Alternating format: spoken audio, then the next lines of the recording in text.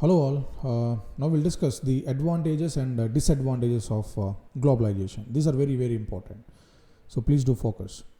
So as far as advantages of globalization are concerned, globalization led to competition.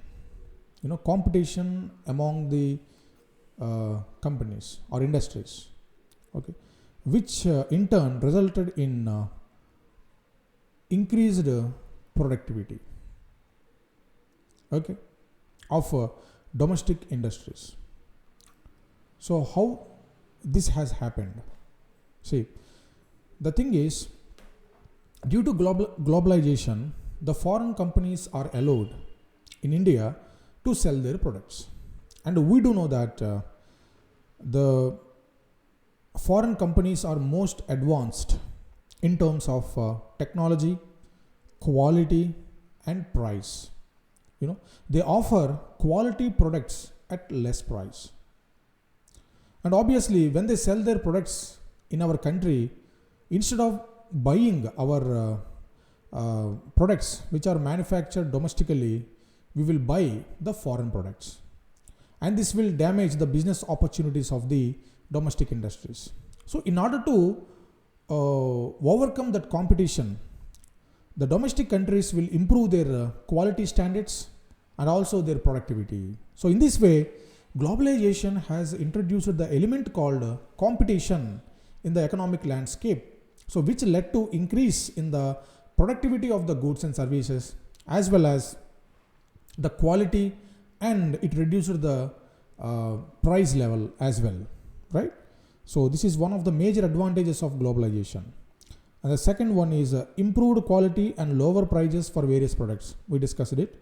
And a wider choice for the consumers. What is the meaning of this wider choice for the consumers? That means, as I said, prior to 1991, in India, there were only few brands, and the people didn't have much choice to select the goods and services. But because of globalization, the foreign companies are allowed to sell their products in India, and this led to increase in the choice for goods and services, right? And the next thing is higher standards of living than earlier for some sections of the society. Because of software industries, most of the people, some sections of the society have been leading lavish lives. Their earnings are good and their living standards have become better. So this has been made possible because of globalization. And another thing because of globalization is a technology transfer, technology upgradation benefited domestic companies. Okay, as I said, Maruti and Suzuki, right? So next one is IT sector proliferated immensely, meaning IT sector in India expanded in a rapid pace because of globalization. And the next advantage is local companies supplying raw materials also benefited. Yes or no? Because multinational corporations established their manufacturing units in India, and those manufacturing units are procuring the raw materials from the Indian market. So this has increased the income of the industries in India which are supplying raw materials, right? Some Indian companies became MNCs. TCS, Wipro, Infosys, these are MNCs from India, and we feel proud about that, right? Yes. As I said, globalization led to technology collaboration. For example, Maruti, Indian company, Suzuki, Japanese company, they collaborated and they found Maruti Suzuki. And Hero, Indian company, and Honda, Japanese company, they collaborated and they formed Hero Honda. In this way, there are many companies, okay, which have collaborated with the foreign companies, which resulted in the technology transfer, right? Yes. Now we will see the disadvantages of globalizations. As I said, globalization hasn't provided benefits for all the sections of the society. Only few sections of the society are benefited from the globalization. This is one of the major disadvantages of globalization. If you look at the Indian scenario, the agriculture sector is the worst affected sector because of the globalization. Why? The agriculture products from the other countries are being imported because they are available at cheaper prices and higher quality standards. And because of lack of food processing units in India, the Indian agricultural products are unable to compete with the foreign agricultural products. So therefore, we can say that Indian agriculture sector is the worst affected sector because of the globalization, right?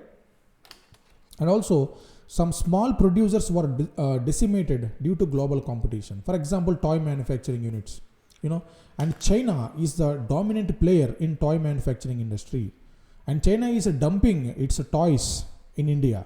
So because of that, many MSMEs, micro, small and medium scale enterprises, have been badly affected due to the products of China, because Chinese products are available at cheaper prices, and the people of India always choose the products which are available at cheaper prices.